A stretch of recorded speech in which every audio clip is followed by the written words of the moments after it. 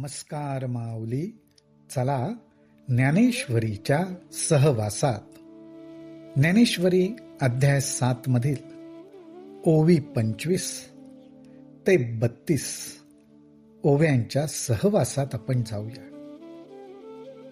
ज्ञानोबारायांनी आपल्याला ह्या प्रकृतीची किमया दाखवली. ह्या प्रकृतीचा जो गाभारा आहे, त्या गाभाऱ्यामध्ये जीवसृष्टीची नाणी पडायला लागली, टप टप टप. आणि 84 लक्ष योनींमधनं प्रगट झालेल्या जीवसृष्टीमुळे तो गाभारा भरून गेला.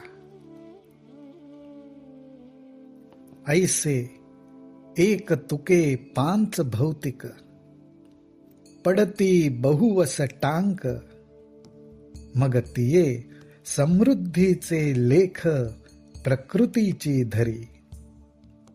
हे टांगसाळेच उदाहरण इथे माऊली आपल्याला देत आहेत. ते म्हणतायत, या भूतसृष्टीची निर्मिती करायला 5 तत्वांची मदत लागते. ती 5 तत्व एकत्र येतात आणि नाणं तयार होतं, अर्थात जीवरूपी नाणं. ज्याप्रमाणे टांकसाळेमध्ये नाणं बनवण्यासाठी काही धातूंना एकत्र यावं लागतं, त्याप्रमाणे जीवरूपी नाणं बनायला पंचमहाभूत एकत्र येतात. आणि ह्या पंचमहाभूतांच्या साह्याने भूतसृष्टीमध्ये नाणी पडतात. त्यांची वाढ होत जाते, त्याची मोजदात अर्थात हिशोब ठेवावा लागतो. टांगसाळेमध्ये सुद्धा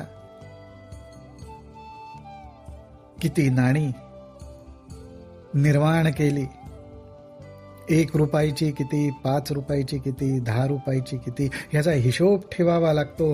हा हिशोब इथे प्रकृती ठेवते.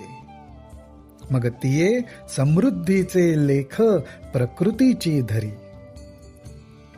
अहो, जीवरूपी नाणी कोट्यावधी निर्माण होतात. केवढी संपत्ती प्रकृतीकडे जमा होते. मग त्याचा लेख हिशोब प्रकृतीलाच ठेवावा लागतो. प्रकृतीची धरी. जे आखुनी नाणे विस्तारी, पाठी तयांची आटणी करी, माझी कर्मा अकर्माचिया व्यवहारी प्रवर्तू दावी. ही प्रकृतीच हे सगळं कार्य करते. प्रकृती सतत काम करते. कशाच? नाणे विस्तारी. ही नाणी प्रगट करण्याचं काम करते. ह्या नाण्यांना ती आकार देते, त्यांना उत्पन्न करते, त्यांचा पुन्हा लय करते. पाठी तयांची आटणी करी. ह्या भूतसृष्टीला जन्माला घालणं, परत त्यांचा लय करणं, हे कार्य चालू असतं. मध्ये मात्र व्यवहार होताना दिसतो. ही भूतसृष्टी आपापलं कर्म करत असते. ज्ञानोबाराय म्हणतात, हे कर्मच जीवरूपी नाणं निर्माण होण्याचं कार्य आहे. माफ करा, हे कर्मच जीवरूपी नाणं निर्माण होण्याचं कारण आहे. आणि ही कर्म कशी? तर माझी कर्मा अकर्माची या व्यवहारी. कर्म आणि अकर्म अर्थात योग्य कर्म आणि अयोग्य कर्म ह्यांचे व्यवहार चालतात. योग्य अयोग्य कर्म करण्यासाठी जीव प्रवृत्त होतो, त्याचे व्यवहार चालतात. आणि ते व्यवहार करण्यासाठीच तर जीव जन्माला येतो. माऊली हो, याचाच अर्थ असा की आपला जन्म होण्यामागे कर्म कारणीभूत आहे. हा कर्मरूपी व्यवहार पूर्ण करण्यासाठीच आपण जन्माला आलेलो. हे रूपक परी असो, सांगो उघड जैसे परी येसो, तरी नाम रूपाचा अतिसो प्रकृतीच कीजे. ज्ञानोबाराय म्हणतात, मी हे तुम्हाला रूपकात्मक सांगितलं, हे रूपक असू द्या, हे रूपक परी असो. जीवसृष्टीरूपी नाण्यांचं, टांगसाळेचं मी रूपक दिलं, आता तुम्हाला समजलं असेल. पण आता मी तुम्हाला स्पष्टपणे सांगतो, सांगो उघड जैसे परी येसो. तुम्हाला समजेल अशा प्रकारे मी आता तुम्हाला सांगतो. तरी नाम रूपाचा अतिसो प्रकृतीच कीजे. तर आपल्याला हा नाम आणि रूपाचा जो काही पसारा दिसतोय, अर्थात जगामध्ये आपल्याला जे काही दिसतंय, त्याला रूप आहे, आकार आहे, काही ना काहीतरी त्याला नाव आहे. असा हा नाम आणि रूपाचा आपल्याला जो पसारा दिसतोय, तो सगळा पसारा प्रकृतीनेच केलेला आहे. प्रकृतीच कीजे, हे आपण लक्षात ठेवलं पाहिजे. जे जे काही दिसतंय तो सगळा प्रकृतीचा खेळ आहे. या ठिकाणी थोडक्यात भगवंत सांगतायत, या दिसणाऱ्या सर्व खेळाकडे असा बघ की प्रकृती हा सगळा खेळ खेळते, ह्याच्यात मी नाहीये. हे सगळं प्रकृतीचं कर्तृत्व आहे. पण मी नाहीये म्हणजे काय? मी दिसत नाहीये, पण ह्या खेळाकडे माझं लक्ष आहे. त्याचं स्पष्टीकरण ज्ञानोबाराय आपल्याला सांगतात. आणि प्रकृती तव माझ्या ठाई, बिंबे येथ आन नाही, म्हणोनी आदी मध्य अवसान पाही जगासी मी. पण ही जी प्रकृती आहे, ही प्रकृती कशी आहे? तर जशी माझी छाया, प्रतिबिंब. पण प्रतिबिंबासाठी मूळ बिंब पाहिजे ना. प्रतिबिंबालाच आपण खरं मानायला लागतो, त्याला अज्ञान म्हटलेलं आहे. प्रतिबिंबाची निर्मिती ज्या प्रकारे होते ते जे ज्ञान आहे त्याला विज्ञान म्हटलेलं आहे.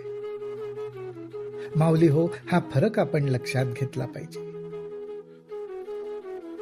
प्रतिबिंबाला खरं समजणं हे अज्ञान आहे. प्रतिबिंब कसं निर्माण होतं हे समजून घेणं हे विज्ञान आहे. आणि प्रकृती तव माझ्या ठाई, बिंबे येथ आन नाही. माझ्यामुळेच ही बिंबलेली आहे, माझ्यामुळेच ही प्रगट झालेली आहे. अर्थात माझ्या आधारानेच. या प्रकृतीचं प्रगट होण्याच्या अगोदरचं अस्तित्व, प्रगट झाल्यानंतरचं अस्तित्व, आणि ती जेव्हा लयाला जाते ते सगळं माझ्या ठिकाणीच घडतं.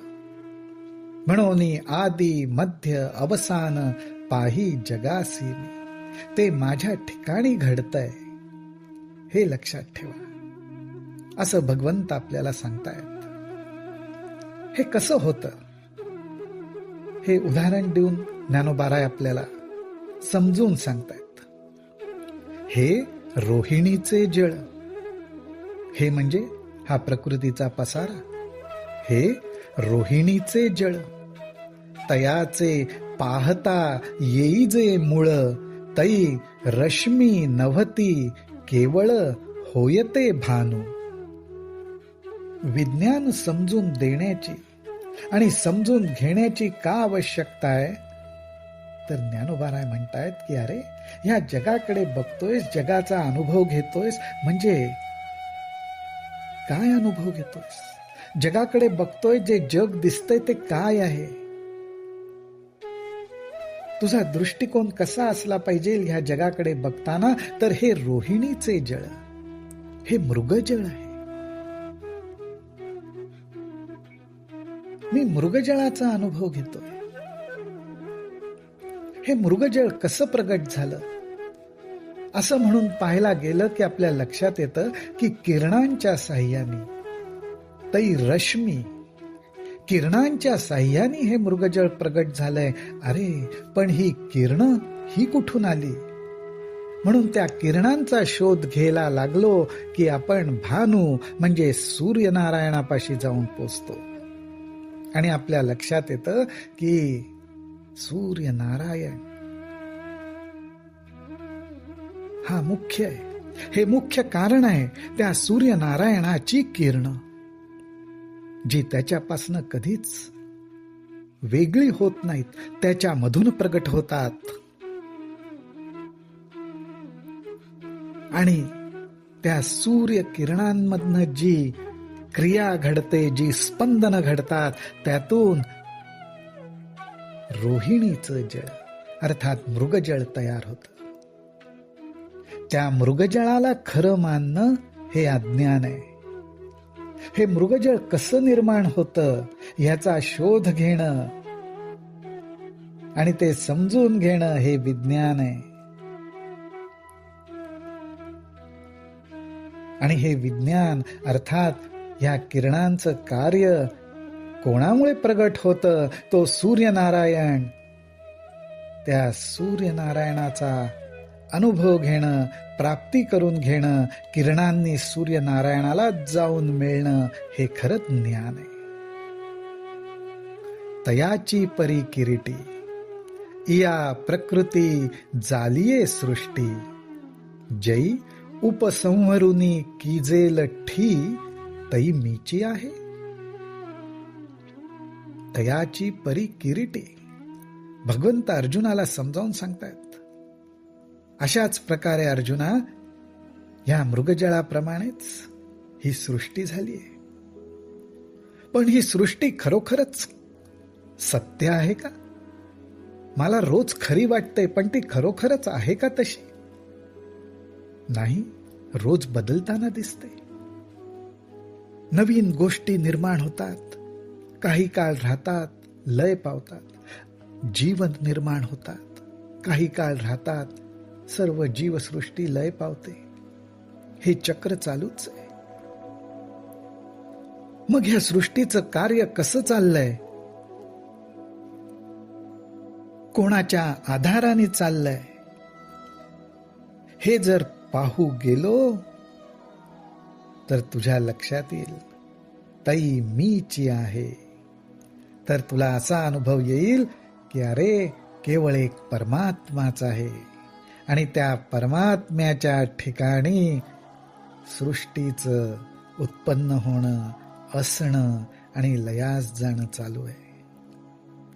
माऊलीओ, जन्माला यायच्या अगोदर, जन्माला आल्यावर आणि जन्माला आलोय, त्याच्यातून कर्म घडतायत आणि नंतर लय होणार आहे.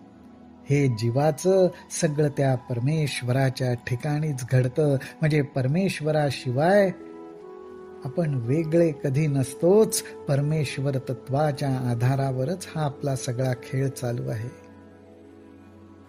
हा अंतःकरणाला आपल्या बोध होणं हे फार आवश्यक आहे. ऐसे होय दिसे न दिसे, हे मजची माझी वडे असे, मिया विश्व धरिजे जैसे सूत्रे म्हणे. अहो, ह्याप्रमाणे जीवाचं उत्पन्न होणं, जीवसृष्टीचं उत्पन्न होणं, उत्पन्न झालेलं अनुभवाला येणं आणि नंतर जीव नाहीसा होणं, लयास जाणं, हे सगळं जे भासतं ना ते मृगजळासारखं आहे. आणि हा जो भास होतो हे मजची माझी वडे असे. अहो, हे सगळं माझ्या ठिकाणीच होत आहे. कसं होतंय? तर मिया विश्व धरिजे जैसे सूत्रे मणी. अहो, अनेक मणी एकत्र आणून त्याची माळ बनवली आहे. मण्यांची माळ बनलेली आपल्याला दिसते, पण ह्या मण्यांना एकत्र कोणी ठेवलंय? तर त्या मण्यांमधनं एक सूत्र फिरलेलं आहे, एक धागा फिरलेला आहे. त्या धाग्याने ह्या मण्यांना धरून ठेवलेलं आहे. तो धागा मण्यांमध्ये लपलाय, तो दिसत नाही. त्याचप्रमाणे भगवंत म्हणतात, त्याचप्रमाणे मी विश्वाला धरलेलं आहे. विश्वात जे काही दिसतंय ते मण्यांसारखं आहे. आणि त्या मण्यांमधनं एकच सूत्र फिरलेलं आहे, एकच चैतन्य फिरलेलं आहे, ते म्हणजे मी आहे. मिया विश्व धरिजे जैसे सूत्रे मणी. मण्यांची जी माळ आहे त्याच्यामध्ये तो धागा वेगळा आहे आणि मणी वेगळे आहेत. पण या विश्वामध्ये जे सगळे मणी दिसतायत ते मणी आणि धागा एकच आहे. हा फार मोठा फरक आहे. तो कसा आहे तर सुवर्णाचे मणी केले, सुवर्णाचे मणी केले, ते सोनियाचे सुती वोविले, तैसे म्या जग धरिले सबाह्याभ्यंतरी. इथे भगवंत उघडपणे एक रहस्य प्रकट करतायत. ते म्हणतात सोन्याचा धातू आहे, त्या सोन्याच्या धातूपासनं मणी बनवले आणि त्या सोन्याच्या धातूचाच दोराही बनवला, सूतही त्याचंच बनवलं आणि सोन्याच्या सुतामध्ये सोन्याचेच मणी ओवले. माऊली हो, ह्याचाच अर्थ असा, परमात्मरूपी सोन्यामधनच हे जीवरूपी मणी घडवले गेलेत आणि त्या मण्यांना परमात्मरूपी चैतन्यानेच धारण केलेलं आहे. म्हणजे सबाह्याभ्यंतरी सर्व परमात्म्याचाच खेळ आहे. हे ज्ञान, विज्ञान, अज्ञान आपल्याला पूर्णपणे समजो, हीच ज्ञानोबारायांची धडपड आहे, तळमळ आहे. हे आपल्याला जेवढ्या प्रमाणात समजत जाईल, याचा बोध अंतःकरणाला होत जाईल, तेवढी आपली वाट आत्मस्वरूपाकडे सहजपणे घडेल, त्याच्यात सहजता येईल. रामकृष्ण हरी, रामकृष्ण हरी, रामकृष्ण हरी.